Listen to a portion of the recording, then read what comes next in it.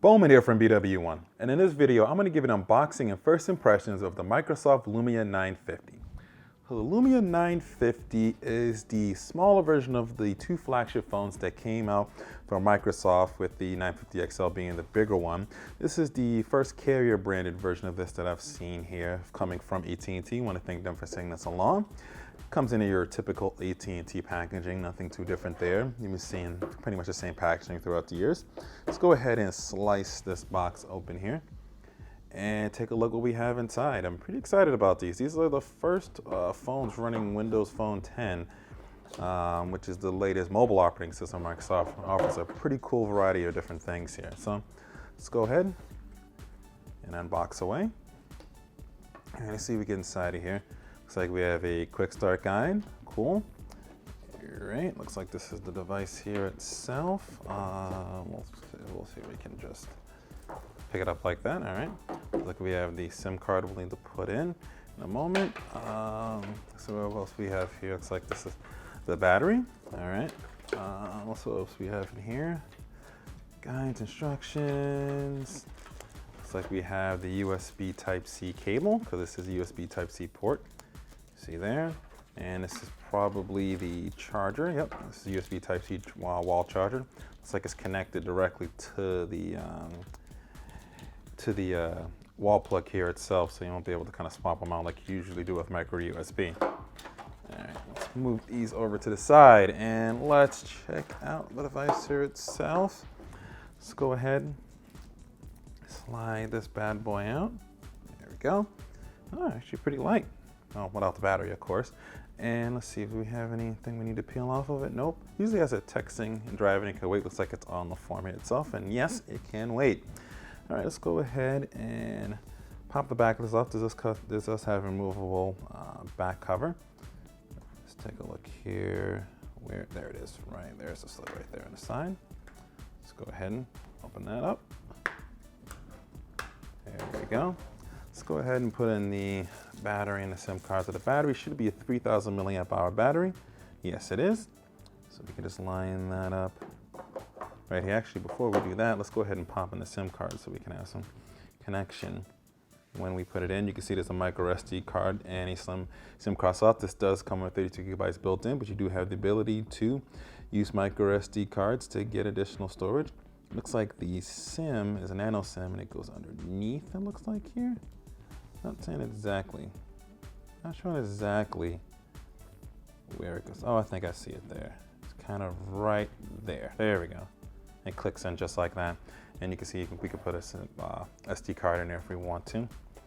Let's go ahead and slide that in. Close this bad boy up. All right, let's go ahead and power this up and we'll talk about it as it's booting up. All right, as it's booting up here, you do get a 5.2 inch display. Full HD display on this one. You do have the 5 megapixel front facing camera right there. On the back here, you have a 20 megapixel camera. It's a pure view camera, so it should be pretty good. Really excited to use that. I wonder how it will compare to the Lumia Icon, which had a very similar camera. You do have your, I think, tritone flashing. It has, I think, 3 different LEDs inside of that. A little speaker grate there. You have your Microsoft Windows logo here, sort of embroidered. You have your logo here at the bottom. Obviously, that's your AT&T logo. And you have your volume, power, and dedicated camera button here on the side as well, which is pretty much a standard for most Windows phones. Load up, and here we are within Windows 10. Pretty cool. What's pretty cool is that it actually pretty much synced everything that I had. I can see some of the apps that I had on here previously on my other Windows phone. It's kind of in here and they're kind of downloading. That's pretty nice. Looks like they have the Outlook calendar, has Exchange. You have the background there. It looks like we have all apps there. We swipe down to the top, the notification, and it gives us an idea. Hit dismiss there. All right, that's nice. Oop. What if I don't know who that was? A random text. All right, we can set up my Exchange account later. It's got me on the Wi-Fi. Take a look at some of the settings inside of here.